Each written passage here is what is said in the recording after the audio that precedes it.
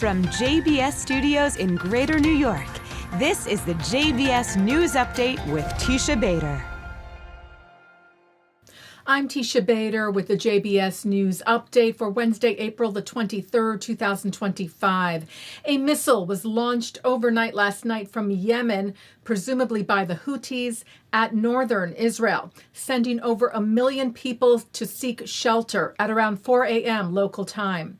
The IDF said sirens sounded in Haifa, Kiryat Ata, and the Western Galilee following a missile launch from Yemen that was successfully intercepted. This is the first time that a missile from Yemen was launched at the northern part of the country. The IDF and Israel security agency, the Shin Bet, said it hit a group of Hamas and Palestinian Islamic Jihad terrorists who were embedded in a building that used to be a school in Gaza City, who were using it as a command and control center to plan and execute terrorist acts against the citizens of the State of Israel and IDF forces. The IDF said prior to the airstrike, steps were taken to reduce the chance of harming civilians.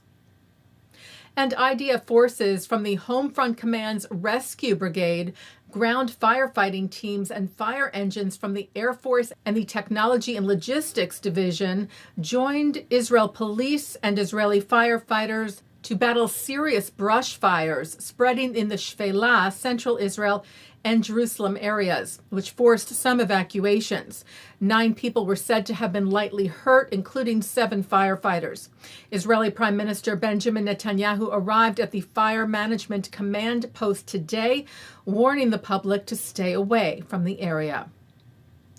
The Anti-Defamation League yesterday published its audit of anti-Semitic incidents for 2024, which recorded a total of 9,354 incidents of anti-Semitic assault, harassment, and vandalism across the United States over the last year, saying this is the 4th year in a row that the total number of anti-Semitic incidents broke the previous all-time annual high.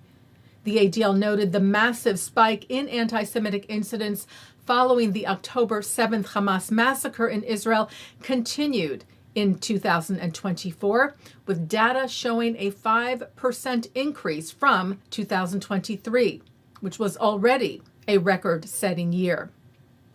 Anti-Semitic incidents occurred in all 50 states and Washington, D.C. last year, the ADL said. CEO Jonathan Greenblatt saying, "This demonstrates the nationwide nature of this problem." He said anti-Semitism is affecting all levels of society, and we need a whole-of-society approach to effectively combat it. Well, Yom HaShoah, Holocaust, Martyrs, and Heroes Remembrance Day began this evening with the official state ceremony taking place at Yad Vashem, Israel's memorial to the Holocaust in Jerusalem. Prime Minister Netanyahu addressed the gathering, as did Israel's President Isaac Herzog, who in his remarks called for unity in the country at this deeply difficult time. Herzog said that while nothing compares to the scale and systematicness of the Holocaust, it's impossible not to be exposed to the terrifying testimonies from the heart of the horror on October the 7th and not be shocked by the echoes of that historical catastrophe. Repeating the call, once again, Herzog said, to bring the hostages home. We aired the ceremony from Yad Vashem live here on JBS earlier today, and we will re-air the entire program at midnight tonight, Wednesday, Eastern Time. And crowds gathered in Tel Aviv tonight to commemorate Yom HaShoah in Hostage Square, where testimony of Holocaust survivors was heard.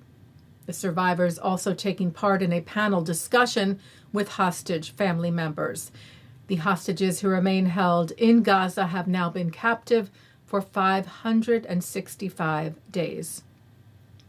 And that's the JBS News Update for Wednesday, April the 23rd, 2025.